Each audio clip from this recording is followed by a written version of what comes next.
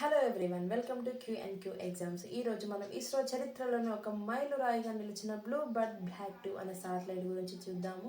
ISRO Indian space research organization, దీని head quarter బెంగళూరులో ఉంది. ఇది డిసెంబర్ 24 ఉదయం 8:54 సతీష్ ధావన్ శ్రీహరికోటలోని సతీష్ ధావన్ స్పేస్ సెంటర్ నుండి LVM-3 M6 అనే రాకెట్ ద్వారా అమెరికాకు చెందిన న్యూ జనరేషన్ కమ్యూనికేషన్ శాటిలైట్ అయిన బ్లూ బర్డ్ బ్లాక్ 2 అనే శాటిలైట్ని కక్షలోకి పంపించడం జరిగింది. దీనిని అమెరికాకు చెందిన ASD స్పేస్ మొబైల్ అండ్ ఇండియాకు చెందిన న్యూ స్పేస్ ఇండియా లిమిటెడ్ వారు కొలాబరేట్ ఈ ప్రయోగం చేశారు. ఇది భారతదేశంలో కొత్త చరిత్ర సృష్టించిందని చెప్పుకోవచ్చు. ఎందుకంటే ఇప్పటి వరకు ఇంత అత్యంత బరువైన శాటిలైట్ని పంపించడం జరగలేదు. ఈసారి సుమారుగా 6,400 కిలోల బరువున్న శాటిలైట్ పంపించారు.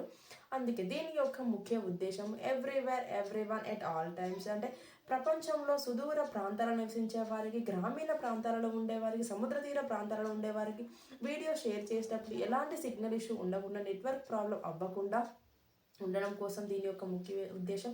అండ్ మరొక విషయం, విమానాల్లో ప్రయాణం చేసేటప్పుడు కూడా సిగ్నల్స్ ప్రాబ్లం లేకుండా చేయడమే దీని యొక్క ఉద్దేశం. అండ్ ప్రపంచ వాణిజ్య ప్రయోగాల్లో ఇది కొత్త రికార్డు సృష్టిగా చెప్పుకోవచ్చు. అందుకే దీనిని కమర్షియల్ రాకెట్ అని కూడా పిలుస్తున్నారు. దీనికి మరొక పేరు బాహుబలి రాకెట్. ఎందుకంటే ప్రపంచంలోనే ఇది మన భారతదేశంలోనే మొదటిసారిగా అత్యంత బరువైన రాకెట్ని పంపించారు కాబట్టి దీన్ని బాహుబలి రాకెట్ అని పిలుస్తారు.